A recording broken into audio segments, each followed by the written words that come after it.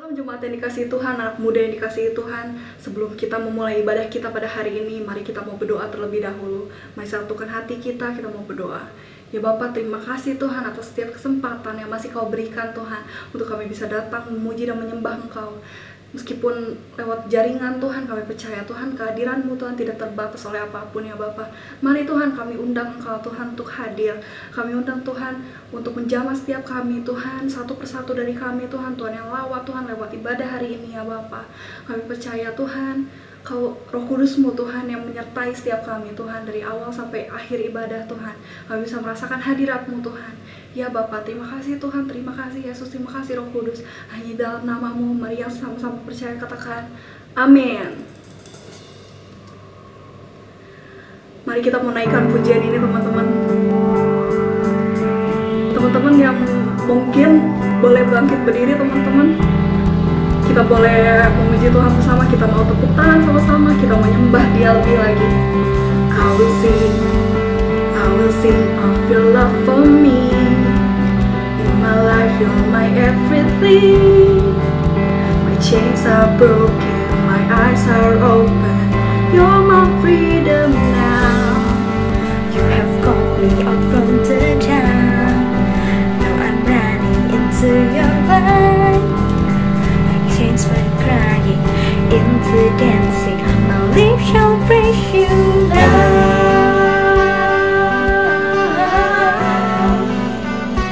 We praise you now. Oh, oh.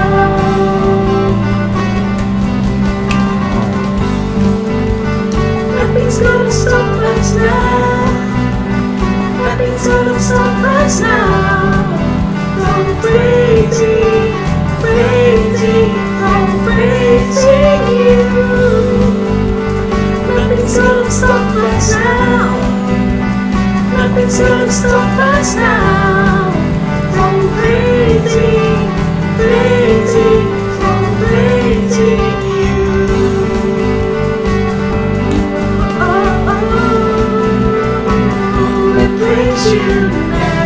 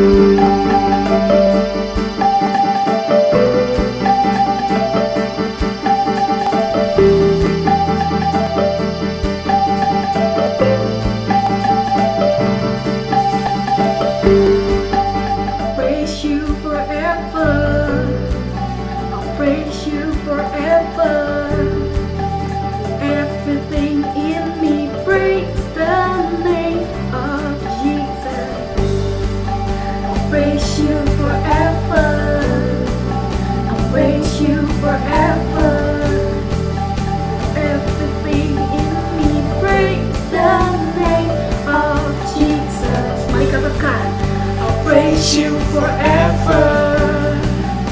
praise you forever. Everything in me praise the name of Jesus. Nothing's gonna stop us now. Nothing's gonna stop us now from praising, from praising you. Nothing's gonna stop us now. Nothing's gonna stop us now from praising, from praising you. Oh, oh, oh, we praise you now.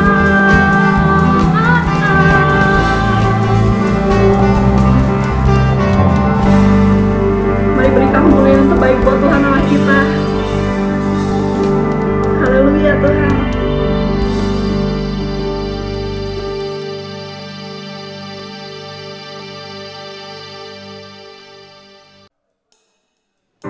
Mari teman-teman, sebelum kita mendengarkan firman Tuhan, kita mau masuk dalam hadirat Tuhan, kita yakinkan hati kita bahwa di dalam Dia ada kemenangan, Dia selalu beserta kita. Mari kita sama-sama naikkan pujian ini. Penolong yang selalu setia, memenuhi keperluanku. Tak pernah Dia mengecewakan. Yesusku tak pernah gagal. Segala perkara dapat ku tanggung Di dalam Dia yang memberi kekuatan. Tuhan Yesus penolong dan sahabat. Tetap percaya Tuhan setia.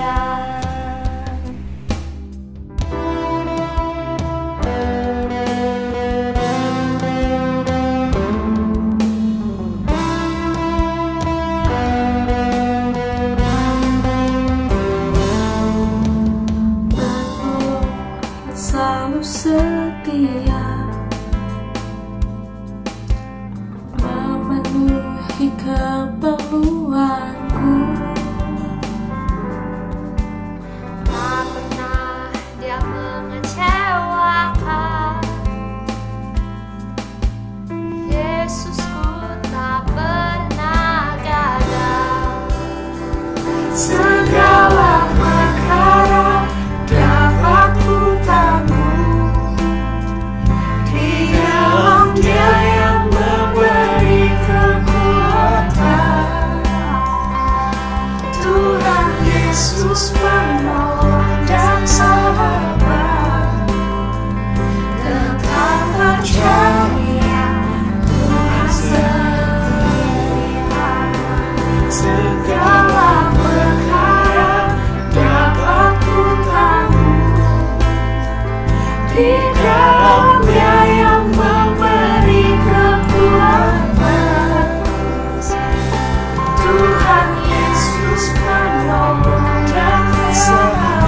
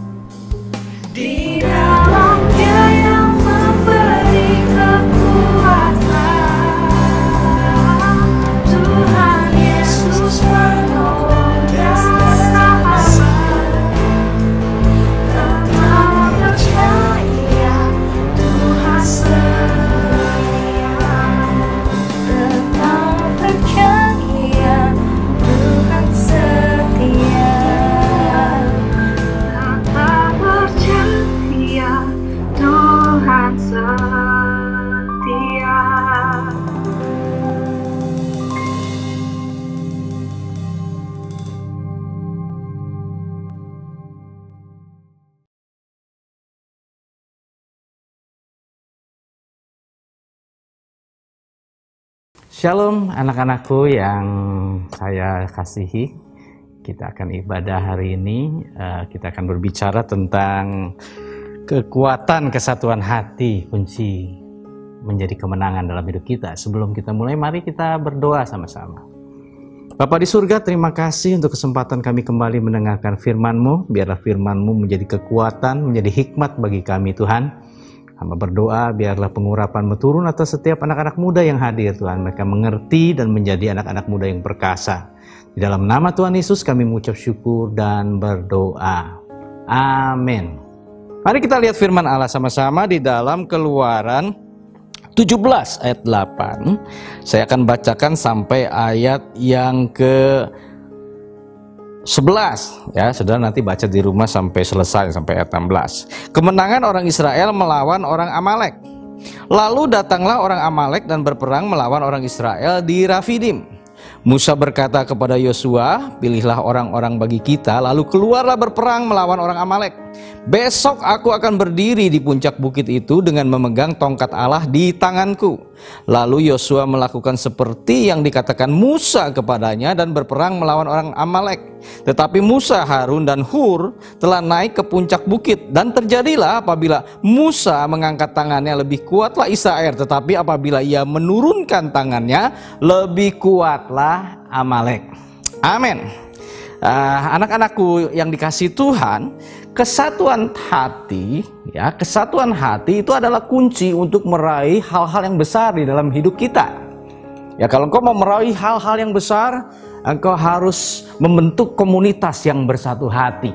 Ya, ketika menara Babel didirikan, Tuhan berkata, ketika mereka sepakat, apapun yang mereka kerjakan akan berhasil. Jadi di dalam kesatuan hati, kebersamaan itu ada kekuatan yang luar biasa. Ya, kita belajar bahwa kesatuan hati itu akan juga Tuhan berjanji ada kehadiran Tuhan. Dia berkata, jika 2-3 orang berkumpul di dalam namaku, maka aku ada di tengah-tengah mereka. Jika mereka sehati, mereka meminta apa saja, mereka meminta sehati sepakat, maka aku akan mengabulkannya. Jadi sekali lagi, kesatuan hati, kebersamaan itu mempunyai kekuatan yang luar biasa. Tetapi banyak sekali anak Tuhan yang tidak menyadari hal ini. Kita bersama-sama tetapi tidak sehati. Ya, seperti orang naik angkot atau naik bis ya. Kita naik bis, naik angkot, duduk bareng tetapi ya kita nggak peduli dengan yang lain.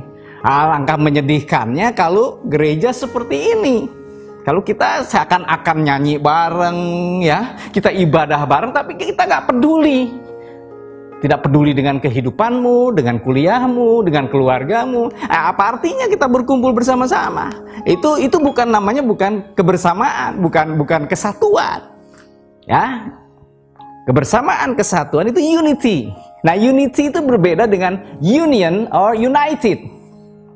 Ya, united itu orang berkumpul untuk kepentingan bersama, seperti United Nation Organization, PBB. Mereka ada berkumpul tapi punya kepentingan masing-masing. Tetapi kalau unity itu seperti tubuh. Ya, kalau kaki sakit, semua badan meriang. Ya, kalau tenggorokan sakit, kita nggak enak badan, begitu kan? Semua ngerasa. Kalau ada yang bersedih, kita ikut bersedih. Kalau ada yang bergembira, kita ikut merayakan. Nah, itu yang namanya kesatuan atau unity. Ya, bahkan kita lihat di sini, bahkan jika 2-3 orang sehati, mereka bisa mengalahkan musuh. 1 orang dikatakan 1000, 2 orang 10.000, bukan 2000. Ada kesatuan yang dahsyat. Nah, di sini kita belajar ketika bangsa Israel melawan orang Amalek. Ya, kesatuan hati antara Musa, Harun, Hur, dan Yosua. Ya, Yosua sebagai generasi muda, ya dia mengerjakan apa yang diperintahkan oleh Musa.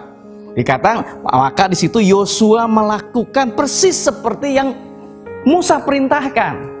Ya, banyak anak-anak muda sekarang maunya jalan sendiri, tidak mau diarahkan. Ya, akibatnya apa? Dia tidak pernah maksimal. Belajarlah merendahkan diri, menundukkan diri pada otoritas yang kita bisa percaya. Ada orang tua kita juga, nasihat mereka kita harus dengarkan. Kalau di rumah ada kesatuan hati, ada berkat Tuhan. Ya, banyak anak-anak di gereja baik tapi di rumah memberontak. Di rumah maunya sendiri. Ya, tidak ada berkat Tuhan atas rumah tangga. Orang seranjang saja, suami istri nggak sehati. Istrinya mau kemana, suaminya mau kemana, anak-anak juga maunya apa, begitu. Itulah sebabnya tidak ada berkat yang maksimal di dalam hidup mereka. Jadi anak-anakku yang dikasih Tuhan, ya, saya mau katakan belajarlah untuk menundukkan diri. Ya, Musa pun mengambil bagian dia mengangkat tangannya, memberkati bangsa Israel sampai kemenangan terjadi. Bahkan ketika tangannya letih, nah disitulah fungsinya Harun dan Hur. Harun dan Hur menopang tangan Musa. Supaya apa? Supaya tangan Musa itu tetap teracung. Ya, saudara, hamba-hamba Tuhan juga letih, capek. Ya, para gembala, kita nggak tahu dia punya pergumulan dengan hidup dia. Kita harus menopang tangannya. Kita mendoakan. Ya, kita melakukan yang terbaik supaya jadi penghiburan. Banyak orang tidak jadi penghiburan bagi gembala, bagi pemimpin.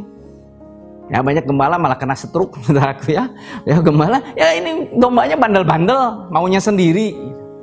Tetapi saudaraku, kalau kita mau kerja sama, wah semua akan dahsyat luar biasa. Sekali lagi, kesatuan itu harus saudara niat untuk melakukannya. Komit buat saya mau bersatu. Ya, terutama di youth ini ya. Ya, saya mau bersatu, saya mau sungguh terlibat. Nggak ada orang jagoan sendirian tuh nggak ada. Lone Ranger tuh nggak ada.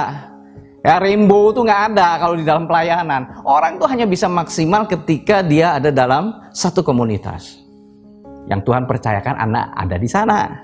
Ya, kita ada di misalnya di youth, GBI Pasko. Ya, lakukanlah dengan baik. Terlibat. Saya mau ambil bagian. Terlibat menurut panggilan masing-masing. Ya, yang jago multimedia, bikinlah yang terbaik. Malah youth harusnya punya multimedia yang bagus, yang keren sekali. Kenapa? Ketika kita melakukan yang terbaik buat Tuhan, nanti ketika kita kerja, kita sudah terbiasa melakukan hal-hal yang terbaik. Ya, PA, ya, memimpin kelompok kecil. Jangan pikir bahwa itu nggak berguna. Nanti kalau Anda sudah bekerja, apapun yang dikerjakan, ya selama di dalam pelayanan itu sangat berguna. Itu yang saya rasakan. Sejak muda saya melayani Tuhan. Dan dalam satu tim, belajar menundukkan diri, belajar menghormati otoritas. Ya, kekacauan di gereja itu karena tidak ada persatuan. Dan saya bilang persatuan itu perlu satu, yang adalah kerendahan hati. Ada kerendahan hati. Tanpa kerendahan hati tidak ada kesatuan. Oh, aku lebih baik dari dia kok. Aku lebih hebat dari dia. Kenapa dia yang mimpin bukan aku? Nah itu, kesombongan. Kesombongan itu yang merusak persatuan di dalam pelayanan. Ngerasa paling benar, paling rohani, menghakimi yang lain, rusak gereja, rusak pelayanan. Nah, yang kedua yang diperlukan adalah sikap hormat. Ya, kalau kita mau dihormati, hormatilah orang lain. Ya, misalnya, ya, Yosef diangkat sebagai ketua panitia Natal. Nah, yang lain harus submit ketika pada saat itu dia pegang posisi itu. Walaupun kita lebih senior mungkin, atau kita makan, ya pada saat itu dia diangkat menjadi pemimpin, hormatilah itu. Kalau kita belajar lakukan itu, menghargai, menghormati otoritas yang dipercayakan dari atas, percayalah, Anda akan jadi orang-orang yang sukses. Ya, saya lihat banyak orang-orang yang, ya itu, dari sejak muda senangnya berontak, maunya sendiri. Gak pernah akan bisa jadi orang hebat. Karena kerjaan hebat itu teamwork. Ya, kita harus belajar menempatkan diri dengan benar, baik ke bawah maupun ke atas. Ke bawah kita nggak nginjek, ke atas kita tidak menjilat. Tetapi kita membangun ya satu sistem yang menyenangkan. Termasuk nanti di dunia bisnis, di dalam dunia kerja. Ya, kalian harus belajar sejak muda saat ini. Kalau kalian jadi orang yang aneh, ya maunya sendiri, mungkin Anda pintar. Tapi percaya, orang model begini tidak akan pernah berhasil di dalam hidupnya. Ya, keberhasilan itu kita dapat, kenapa? Karena pertolongan orang lain. Kalau kita jadi pemimpin, kalau pegawai kita nggak suka semua sama kita nggak akan berhasil. Sebaliknya, kalau kita orang di bawah, atasan kita nggak suka, kita juga nggak akan pernah berhasil. Jadi belajarlah menjadi bagian dari teamwork. Diperlukan tadi kerendahan hati, sikap hormat, dan yang ketiga terakhir, komitmen untuk menjaganya. Ya, kadang-kadang yang perlu kita mengorbankan keinginan kita sendiri. Ya, kita bikin misalnya lagu nih, tim musik yang bagus, tapi ini yang pemain drumnya pengennya, pokoknya aku pengen main drumnya kayak gini aja. Yang lainnya nggak bisa gitu kok. Harus sama-sama kaset. Sekarang udah nggak ada kaset ya. Harus sama-sama seperti ada di YouTube. Ya nggak bisa kan, kemampuan kita nggak sama dengan teman mereka yang main di YouTube kan. Nah akibatnya coba apa? Keributan. Jadi pas tampil nanti semua lagi marah. Bagaimana bisa memberkati? Bagaimana hadirat Tuhan turun? Bagaimana orang diberkati? Sekali kadang-kadang buat Tuhan hasil tuh bukan yang paling utama. Tetapi ketika kita menjalankannya, nah Tuhan lihat itu kerendahan hati, ya, kesetiaan, rasa hormat, saling menghargai. Mungkin hasilnya nggak istimewa, tapi Tuhan suka. Itu jauh lebih baik. Jadi anak-anakku yang dikasih Tuhan, belajar rendah hati, ya, dan membangun kehidupan dalam komunitas yang sehat, ya, sehat. Karena kalau kita sudah biasa begini, biasa bisa terima orang lain, ya tidak semua orang malaikat, kita masih ada di dunia, nanti di surga malaikat semua, saudaraku, orang yang sudah berangkat. Nah, yang diperlukan itu komunitas yang sehat, bukan yang sempurna. Nggak ada yang sempurna, nanti sempurna kalau udah masuk surga. Ada orang-orang yang menyebalkan mungkin, ada orang-orang yang mungkin ya, yang kita ngerasa, ya saya kasih istilah MAE, memerlukan anugerah ekstra. Ya, ada orang-orang yang begitu, yang memerlukan anugerah ekstra gitu, perlu kesabaran. Nah itu Tuhan sengaja ada di tengah kita supaya kita bisa berbelas kasihan, bisa peduli dengan dia sampai akhirnya dia jadi orang yang bagus, yang luar biasa. Kalau kalian bisa seperti itu, percayalah komunitas youth ini akan dahsyat luar biasa. Ya, saya berharap, saya berdoa kalian bisa nangkap kebenaran dari firman. Tuhan memberkati saudara. Amin. Mari sebelum mengakhiri firman, saya mengajak kita berdoa sekali lagi. Bapa di surga, hamba-Mu telah menyampaikan kebenaran firman-Mu buat anak-anak yang hamba kasihi. Hamba berdoa, biarlah roh kerendahan hati, roh saling menghormati Tuhan, itu turun di antara mereka. Supaya mereka menjadi anak-anak muda yang menyenangkan hati-Mu, menyenangkan hati orang tua mereka, dan juga menyenangkan hati teman-teman mereka. Mereka jadi orang yang sukses, yang luar biasa di masa depan kemudian Tuhan. Hamba berdoa turunan berkat Tuhan atas mereka di dalam nama Tuhan Yesus. Amin. Anak-anakku yang dikasihi Tuhan, terimalah berkat Tuhan. Tuhan memberkati dan melindungi engkau. Tuhan menyinari engkau dengan wajahnya, memberi kasih karunia yang melimpah-limpah kepadamu.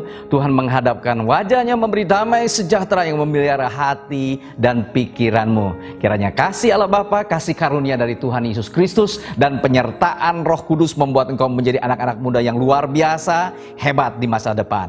Terima berkat Tuhan. Amin.